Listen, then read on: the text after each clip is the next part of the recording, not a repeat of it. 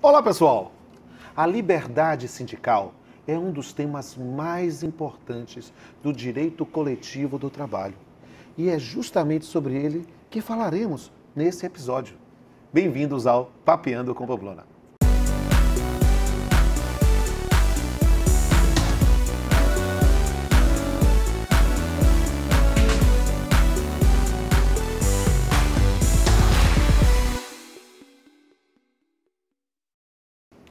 Liberdade sindical, com Everaldo Gaspar Lopes de Andrade, o cara, advogado, professor universitário, procurador do trabalho aposentado, músico, meu amigo e o cidadão mais ilustre de Quebra-Angulho, junto com o Graciliano Ramos.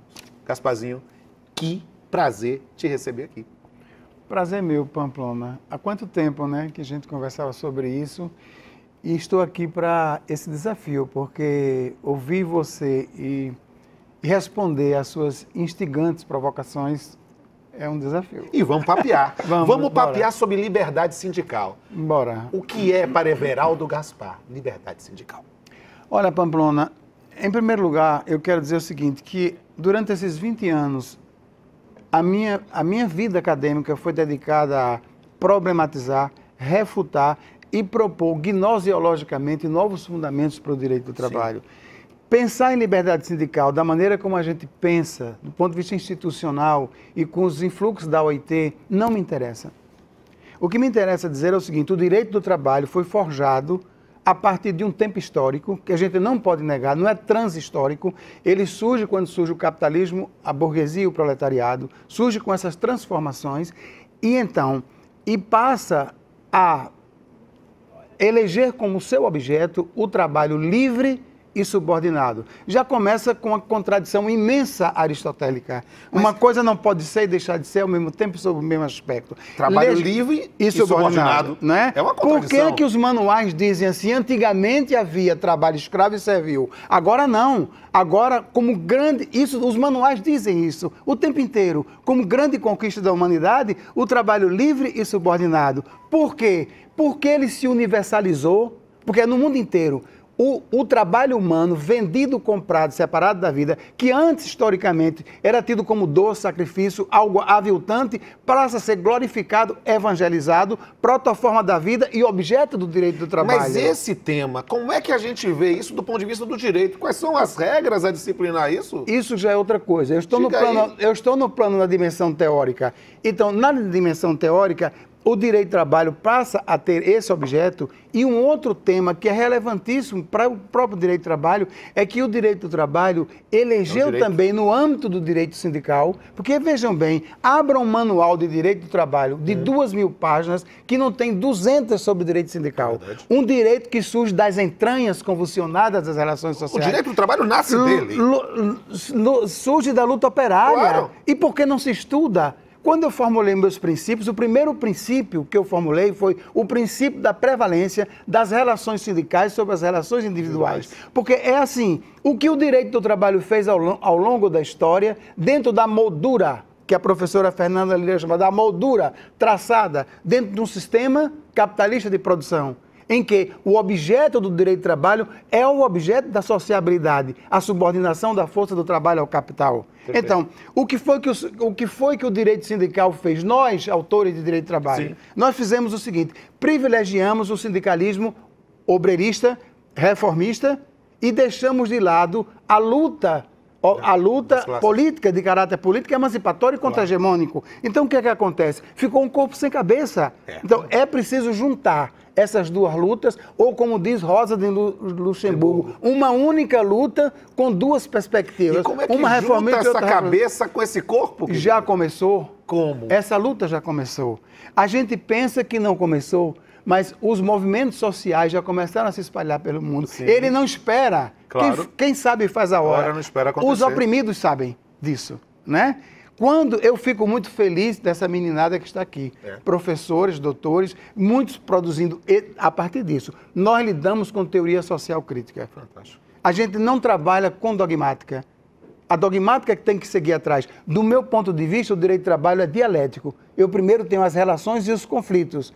formulo a teoria, o direito do trabalho e a dogmática. Dialeticamente ele vai assim por meio da luta operária, que é contra-hegemônica. Quando Marx dizia no Capital, é muito lindo o manifesto, porque ele dizia, a burguesia realizou maravilhas maiores do que as pirâmides do Egito, as catedrais góticas e os aquedutos romanos. Não pode viver sem revolucionar permanentemente os instrumentos de produção e com eles toda a sociedade. Mas e dentro dessa contextualização da sociedade, como é que vamos pensar num sistema estatal para disciplinar isso, do ponto de vista internacional ou do ponto de vista do jeito positivo? O que você acha do artigo 8º da Constituição?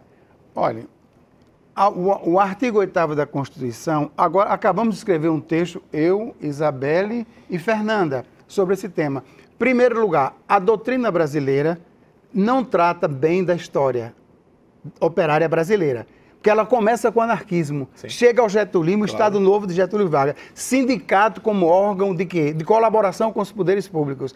O sindicalismo amarrado, atrelado ao Estado, que se não seguisse essa diretriz, vinham as punições, multa, suspensão dos diretores, cassação dos diretores, cassação da carta de reconhecimento e processo contra a Lei de Segurança Nacional. E o sindicato já está tudo padrão. Lógico, o que mudou com a Constituição de 88, só se a gente fizer um esforço hermenêutico decente para poder enfrentar isso, porque começa a Constituição dizendo é livre a organização sindical, proíbe a interferência e intervenção, mas como diria Drummond, no meio do caminho tinha uma pedra.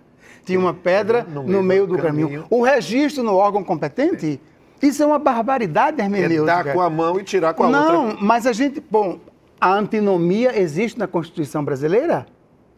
Se ela prega liberdade, não interferência e não intervenção, e ao mesmo tempo diz que obriga a registrar no Ministério do Trabalho, está havendo uma antinomia. Então, do ponto de vista da minha hermenêutica, se prega a liberdade, não interferência e não intervenção, não tem registro no Ministério do Trabalho, sob pena de a gente quebrar o princípio da liberdade. E quais são, para você, e aí falando para o nosso público que está lá, está ouvindo aqui no país todo e fora do país, quais são, então, as perspectivas da liberdade sindical no mundo?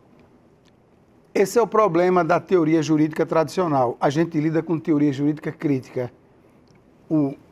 Nós, juristas, temos essa mania de pensarmos que somos pais e patrões de movimentos sociais e entregar tudo aos chamados poderes instituídos. Mas esquecemos disso, a luta operária e a luta contra-hegemônica. E hoje, é a fonte primária, o Pamplona, é preciso estudar. Verdade. As pessoas não querem estudar. Para eu tratar desse tema, eu tenho que tratar dos movimentos sociais. Claro. E para compreender os movimentos sociais, eu tenho que mergulhar nas teorias dos movimentos sociais. Para saber que fenômeno é esse que está acontecendo no mundo. Por que o direito do trabalho, o movimento sindical não se ajunta aos novos movimentos sociais para fazer a retomada. Quando quebraram o estado do bem-estar social, a partir de Margaret Thatcher Hegel, tiraram o muro de Berlim, o ultraliberalismo veio e comanda por todo o planeta, causa patologias sociais e miséria por todo o planeta. Olha, e é nesse cenário que está surgindo. Esse tema é fascinante, cara. E eu tenho que dizer, olha, eu estou fascinado, estou aqui, eu queria bater papo contigo Pamplona, horas e horas. Deixa eu te dizer uma coisa. Aí. Por que é que o direito do trabalho é tão estreito? Por quê?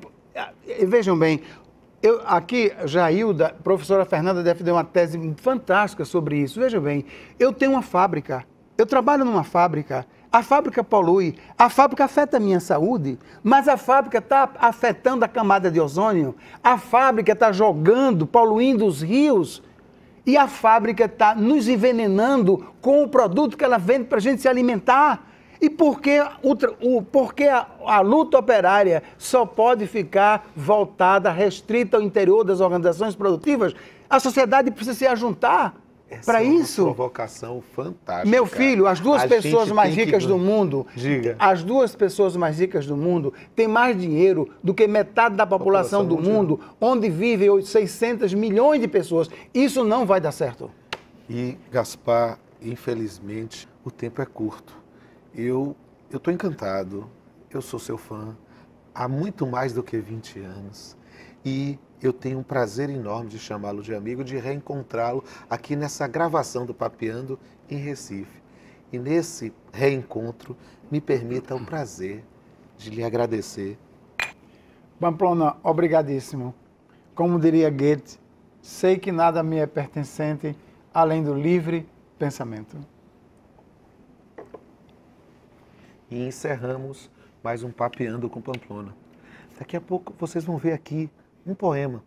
Mas qual é a lógica do Papeando? É misturar direito e arte com profundidade e leveza. E com vocês, a arte de Everaldo Gaspar Lopes de Andrade.